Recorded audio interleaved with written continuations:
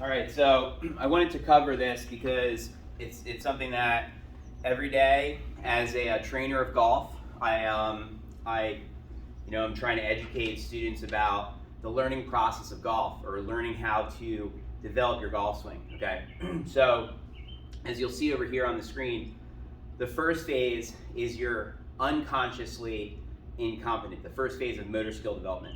So what that means is you don't even know what's wrong because you're not an expert, right? So you think you might know, but you don't really know unless you ask an expert. So when students come in, they don't know what's wrong, so that's why they come see me, the expert, right? So they're unconsciously incompetent, okay?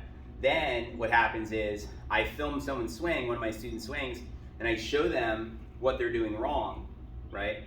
But it's not fixed yet. At that point, you're then consciously incompetent because you see the problem and it's not fixed yet. As you can see, conscious incompetence. You are aware of the skill, but not yet proficient, right? Then what happens is we get to the point where we have to fix the actual swing, right? So in the process of fixing the swing, right, when I'm instructing my students with different swing thoughts, or I say, okay, do this with your hip, do that with your arm, do this with your head, whatever it might be, I'm saying to try to train, give the student the feedback they need using visual, verbal, and kinesthetic feedback. I'm able to help my students understand what they're doing wrong and make changes to that. While you're trying to make those changes, you're consciously being competent. So it's stiff, you're forcing yourself to do it, you're fighting yourself, you're telling yourself I have to do this, you're making yourself do it.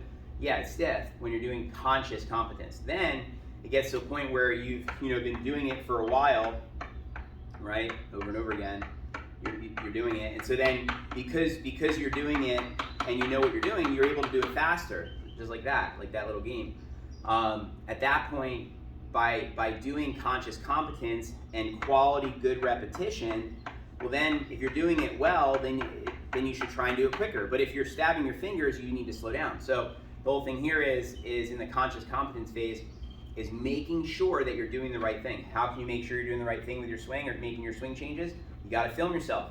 How I got so good at golf is I would always use a tripod and a camera to work on my form so I could see if I'm really doing what I think I'm doing, okay? So then after doing conscious competence for a while and ingraining the motor skill, which is really in your brain, there's like neural networks, and you're trying to do a certain chain of neurons, okay? And you want that chain of neurons to be kind of automatic.